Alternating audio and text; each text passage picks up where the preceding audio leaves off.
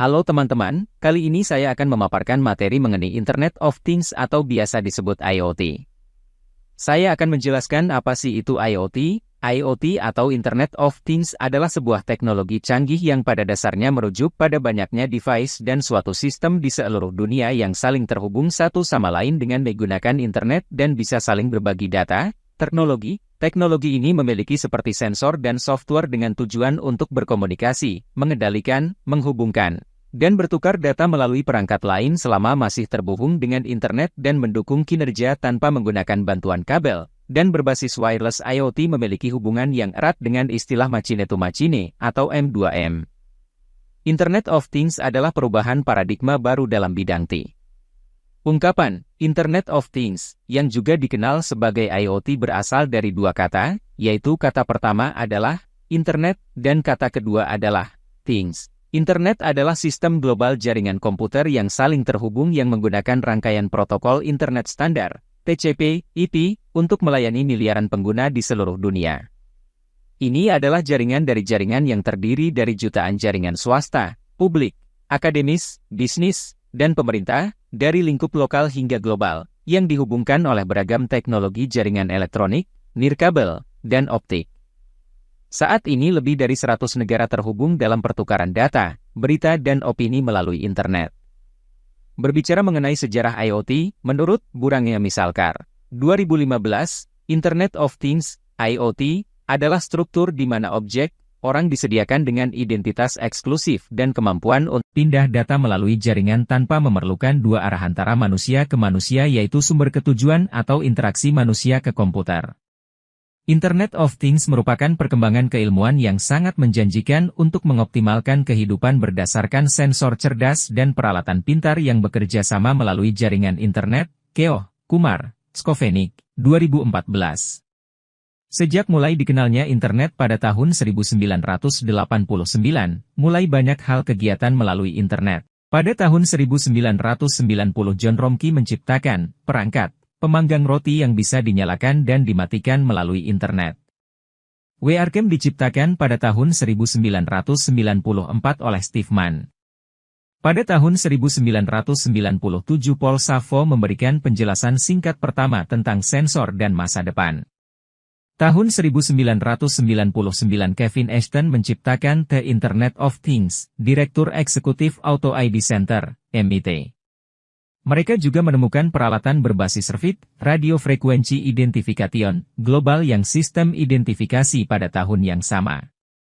Penemuan ini disebut sebagai sebuah lompatan besar dalam komersialising IoT. Tahun 2000 lagi mengumumkan rencananya menciptakan kulkas pintar yang akan menentukan sendiri apakah bisa atau tidak makanan yang tersimpan di dalamnya diisi ulang. Pada tahun 2003 RFID mulai ditempatkan pada tingkat besar-besaran di militer AS di program SAFI mereka. Pada tahun yang sama melihat raksasa retail Walmart untuk menyebarkan RFID di semua toko-toko di seluruh dunia untuk lebih besar batas. Pada tahun 2005 arus publikasi utama seperti The Guardian, Amerika Ilmiah dan Boston Globe mengutip banyak artikel tentang IoT. Pada tahun 2008 kelompok perusahaan meluncurkan IPSO Alliance untuk mempromosikan penggunaan Internet Protocol, IP, dalam jaringan dari Smart Object dan untuk mengaktifkan Internet of Things. Pada tahun 2008 FCC menyetujui penggunaan White Space Spectrum. Akhirnya peluncuran IPv6 di tahun 2011 memicu pertumbuhan besar di bidang Internet of Things. Perkembangan ini didukung oleh perusahaan raksasa seperti Cisco, IBM, Ericsson mengambil inisiatif banyak dari pendidikan dan komersial dengan IoT teknologi dapat hanya dijelaskan sebagai hubungan antara manusia dan komputer. Perkembangan Internet of Things, semua peralatan yang kita gunakan dalam kehidupan kita sehari-hari dapat dikendalikan dan dipantau menggunakan IoT. Mayoritas proses dilakukan dengan bantuan sensor di IoT. Sensor dikerahkan di mana-mana dan sensor ini mengkonversi data fisik mentah menjadi sinyal digital dan mengirimkan mereka ke pusat kontrol. Dengan cara ini kita bisa memonitor perubahan lingkungan jarak jauh dari setiap bagian dari dunia melalui internet. Arsitektur sistem ini akan didasarkan pada konteks operasi dan proses dalam skenario real-time. Di otomasi rumah setiap kotak saklar listrik akan terhubung dengan ponsel pintar, atau kadang-kadang remote, sehingga itu bisa dioperasikan dari jarak jauh. Tapi skenario seperti itu tidak perlu prosesor dan perangkat penyimpanan dipasang di setiap kotak saklar. Hanya dibutuhkan sensor untuk menangkap sinyal dan proses itu, kebanyakan beralih on-off. Jadi arsitektur sistem ini bervariasi tergantung pada konteks penerapannya. Cara kerja IoT yaitu setiap benda harus memiliki sebuah alamat Internet Protocol, IP. Alamat Internet Protocol, IP, adalah sebuah identitas dalam jaringan yang membuat benda tersebut bisa diperintahkan dari benda lain dalam jaringan yang sama.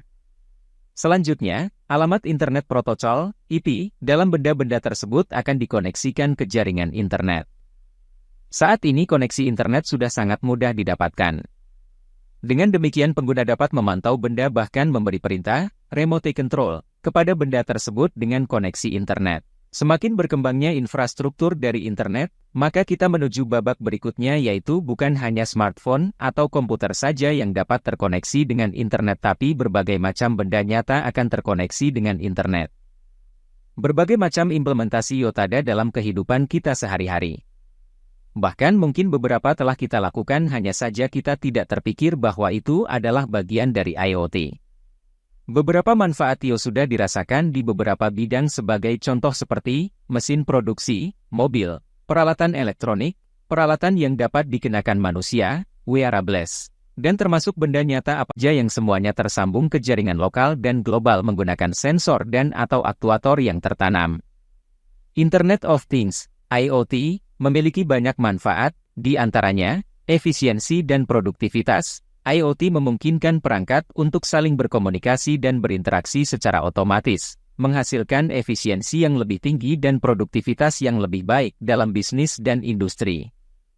Keterjangkauan, teknologi IoT semakin terjangkau dan mudah diakses, sehingga dapat digunakan dalam berbagai skala, dari bisnis kecil hingga besar. Kemudahan dan kenyamanan, IoT memungkinkan kontrol jarak jauh dan otomatisasi banyak perangkat, sehingga memberikan kemudahan dan kenyamanan dalam kehidupan sehari-hari. Penghematan energi, IoT dapat membantu dalam penghematan energi, mengurangi biaya operasional dan dampak lingkungan.